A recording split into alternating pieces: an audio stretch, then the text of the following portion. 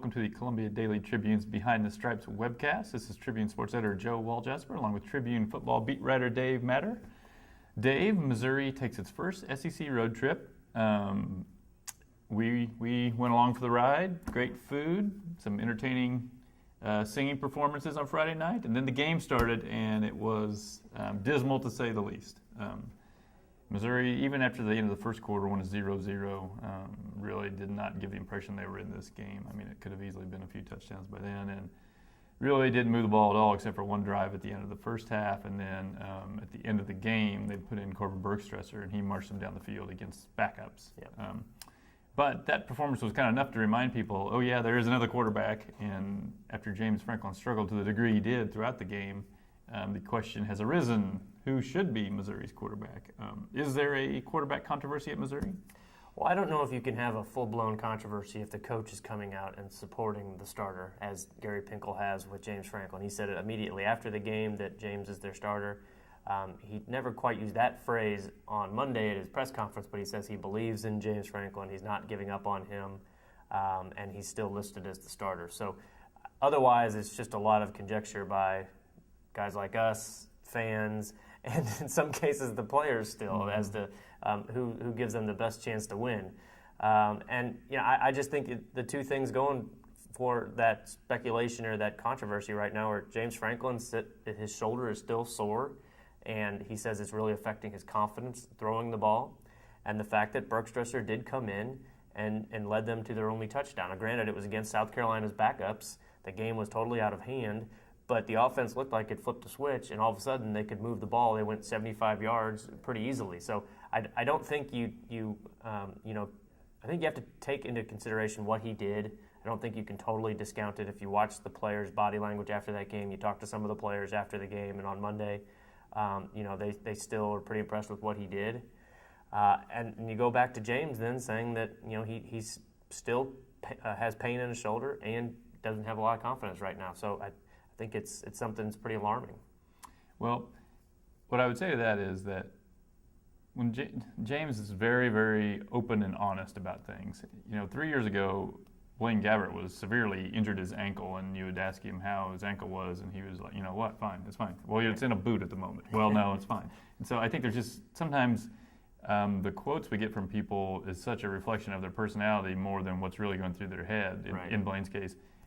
And whereas James is just whatever he says, whatever he really feels. So I'm sure all quarterbacks have confidence crises when things are going terrible and their arm hurts. So I think sometimes people read a little more into his quotes as if they were said by what you expect an athlete to say, and he just lays it all out there.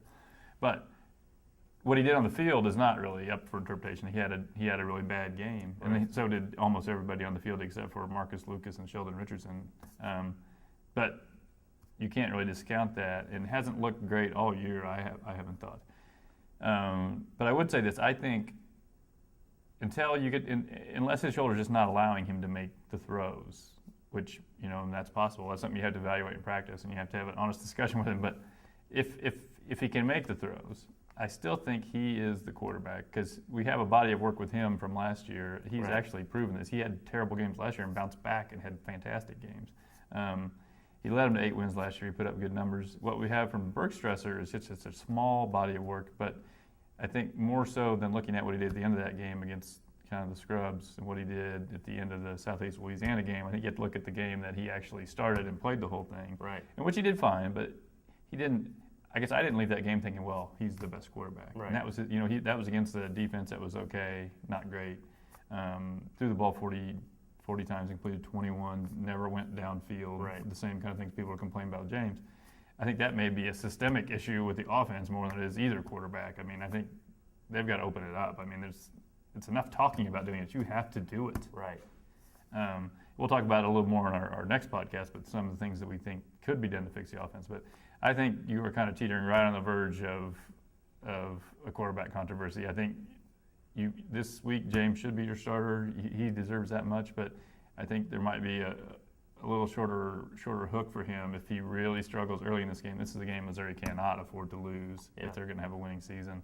And so I think if you see them going south, I wouldn't be surprised if there was a hook. But I think you give James a chance to start the game, and if he does all right, to stick with him. Absolutely, I agree. And he talked on Monday as if after watching the South Carolina game, he was more aware of the things that the cautious play that he had out there. I mean, he said he was very tentative. He was jittery at times. And again, those are things that most quarterbacks don't admit. So from our perspective, it is kind of refreshing to hear him admit his struggles and how vulnerable he was out there. But he's got to get over that if they want to win, because he can't. That offensive line is just not going to hold up long enough for him to play scared back there, or just not be more aggressive like he was last year in those bounce back games. He came out very aggressive, not just running but throwing.